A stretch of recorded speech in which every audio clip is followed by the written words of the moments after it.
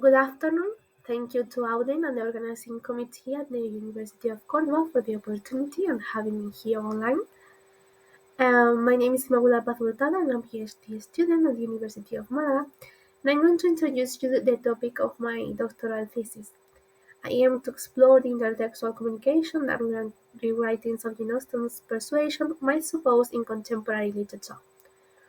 Rewriting Jane Austen's and Elliot from Persuasion in contemporary fiction. If I was wrong in yielding to Persuasion once, remember that it was to Persuasion exerted on the side of safety, not of risk.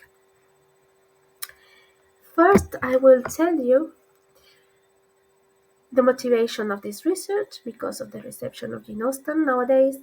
Next, I will draw some theoretical concepts. Finally, I will show you some of the results and the conclusions so far.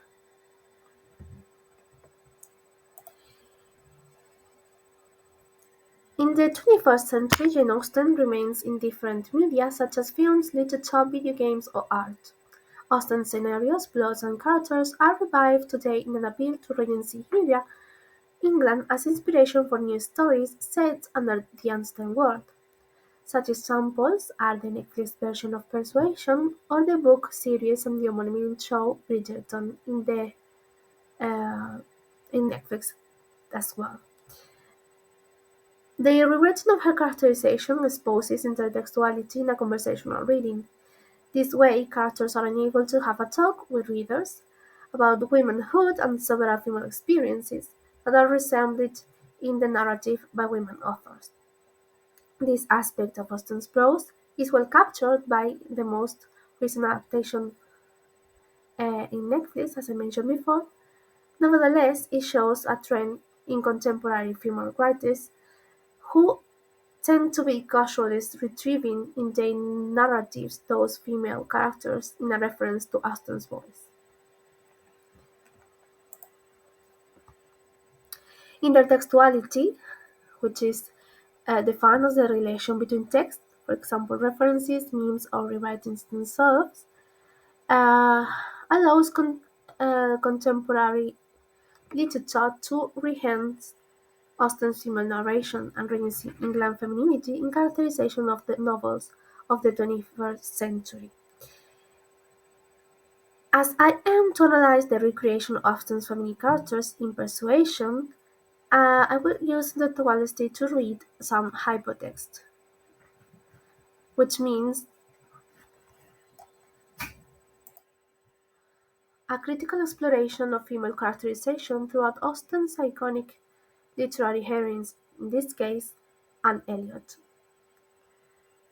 For this purpose, intertextuality, alongside phenomenology of perception by Maurice Merleau-Ponty and the cultural politics of emotions by Sarah Ahmed, will serve as the theoretical framework to examine those conversational vestiges among Jane Austen's of and Kate Westwood's The Value of Anne Elliot, 2020. Firstly, the intertextual dialogue contributes to the growth of those female protagonists, albeit in different details, that represent the evolution of womanhood, and as a result, feminine narrative and characterization in contemporary fiction. The relationships among those texts can take either the form of a prequel, as the hypotext that narrates those previous events of the story, or a sequel, as the hypotext that tells what happens next. For this purpose, in combination with phenomenology, which, according to Merleau-Ponty, is defined as an attempt to describe the basic structures of human experience and understanding. End of quote 8.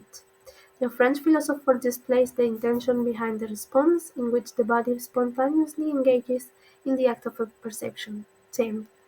Consequently, it makes sense that experience has a semantic context in terms of an "I-Vote", our intellectual, social, personal, cultural, and historical self-understanding, all of which are anchored in our bodily being in the world. End of quote. 11. In addition, to explore the tendency of rewriting Austen's narrative in contemporary novels, Sarah makes the cultural politic of emotions will serve to explore female emotionality. The and I quote, The emotionality of a text is one way of describing how texts are moving or how they generate effects. End of quote. 13. Then the intertextual transfiguration of the rewriting of a character is the scope of this investigation. These textual dialogues shall prove a commitment with giving voice to those women who have been silenced in both past and present time by means of contemporary recitation of Austen's novel. Austen's female characters are rewritten to hold a conversation between past and present dealing with feminine emotionality. The corpus that I'm working on is composed by these two prequels and a sequel alongside the original text by Austen. These hypertexts are the result of the effect of that moving force of literature.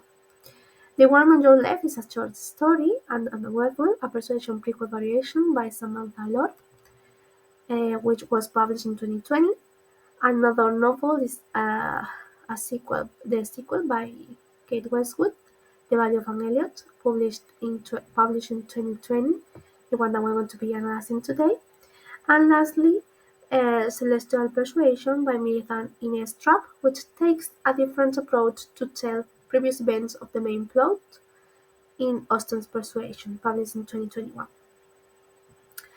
Those show different approaches to an recharacterization, which allows the reader a prismatic reading of her personality and emotionality. In concrete, in Westwood's novel, the reader re-encounters in a tragic experience that unfolds loss, trauma, and fragility. What happens after Anne Elliot marries Captain Frederick Wentworth? Is it possible for her a new chance at love to withstand the obstacles of war, scandal, and harsh tragedy? Anne Elliot's value picks up the story right after Anne and Wentworth's wedding in 1815, as shown in Persuasion. The possibility of war is near as Napoleon has escaped from exile on Elba and is gathering troops close to the Prussian border. Captain Frederick Wentworth must fulfill his responsibility by leaving Anne at Kellynch with the Crafts. Anne is heavily impacted by his non-attendance, and she is also uh, dealing with distressing news from the war, family conflicts, and the disrupted company of Henry and Mary Crawford from Jane Austen Mansfield Park as a cameo, and is confronted with difficult circumstances in Kellynch, Bath, and abroad that cause her sensible and kind-hearted temperament to be tested, leading her to confront her fears and potentially risk losing everything she cherishes. In Westwood's sequel, the configuration of the female characterization will be decoded in light of phenomenology, and how the perception of Austen's female characterization is reshaped in contemporary narrative to show its conversion in the textual reading. Thus, I chose those interactions between the Anne Elliot by Austen and the older Anne Elliot by Westwood that demonstrate the emotionality and the ethic of affection in female relationships to reveal a conversation by Austen and her contemporary writer. These textual dialogues shall prove a commitment with giving voice to those women who have been silenced in both past and present times by means of contemporary recitation of the Austen's novel. Austen's female characters are reminiscent today as expansive voices, bearer of the feminine emotionality transcending the temporal bridge between past and present, and historical experiences, such as war. Intertextuality shall sustain the phenomenological process of the characterization of Austen's female protagonist by means of contemporary rewritings, such as Westwood's. For example, Mary Crawford is often analyzed as the anti-heroine of Mansfield Park. In similar fashion, in Persuasion, Lady Russell is usually the voice of prevention in some decisions of Anne, to show a web of female connection and relationships that offer sometimes advice, sometimes resistance, sometimes friendship, enmity, feeling of home or feeling of rejection, or the emotionality that undergoes the female experience, can find support in a female community of fictional characters. As also explains, the resurgence of a character can be read as a phenomenological expression, in this case of the female attachment of the 19th century, that evolves in nowadays female society. The cultural politics of emotions by Ahmed in relation to femininity is essentially reconfigured in the delineation of Austen's female roles in Westwood's recharacterization as a hopeful feminism in contemporary writing, a recharacterization in what Elizabeth Sosa explicates as phenomenological expressions. According to Sosa, characters, by their literary nature, are considered essentially constructions which are part of the sociocultural and historical reflection of the world. In her view, designing a character entails not only its narrative but creates its transcendental meaning. In addition, the author explains that it establishes a dialogical structure provoked by the encounter of the representation of reality and the fictional object to convey its meaning. This transformation can be explained in Agnes' work, and I quote, "Since emotions involve such affecting forms of reorientation." End of quote. Agnes' female attachment bears a sentiment. In her perspective, emotionality is a flesh in time. In fact, emotions are historical vivid voices that move from past to present, speaking out the intimacy of life. In this sense, the past, present, and future are confluent in time. Thus, emotions can be transformed, reoriented after the transmotivation beyond the task of rewriting. In Acme's view, the anti-normative politics in the power of female attachment enunciates a legacy that takes different shape but relies on the same solidarity, namely, the complexity of feeling involved in a female agency, freedom, and equality. In the task of rewriting, female characterization is oriented to blend in the 21st century, within the evolution of social persuasion in the maturity when it comes to a woman's life. In the sequel by Westwood and Elliot is set in the last conflict in the Napoleonic Wars, the defeat of Napoleon at the Battle of Waterloo. Her husband belongs to the army and has a duty for the nation. Tragedy and loss are experiences that characterize our period. Fear is the sentiment that haunts Elliot's phenomenological experience in this novel.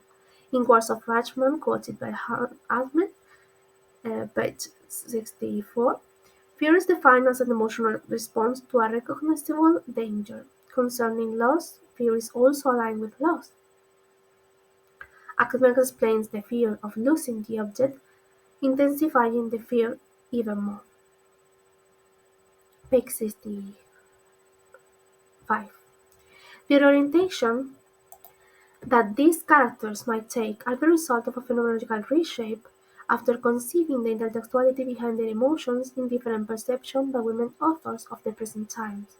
Definitely, contemporary literature relies upon intertextuality to expand Austen's female narration and regenerate female emotionality. To conclude, female perception prevails in feminist cultural politics and contemporary literature. Hence, women characters in Persuasion are rewritten as phenomenological expressions of Austen's female narration. In sequels, female phenomenology and emotionality are explored in new experiences that characters are expected to face in new life stages. In this case, Austen's and Elliot is reoriented in the West Coast narrative to face the continuation of her life in marriage and a husband with a duty to fulfill in a war context. Austen's heroine and her emotions are rooted in the expansion of the novel by Austen in contemporary fiction to explore new feelings and experiences of the character femininity development in modern sequels, which means that past and present literature find a place to hold a conversation about female relationships and emotions involved. Thank you for your attention, and I'm willing to answer your questions and listen to your comments. Thank you. This is my bibliography. Thank you.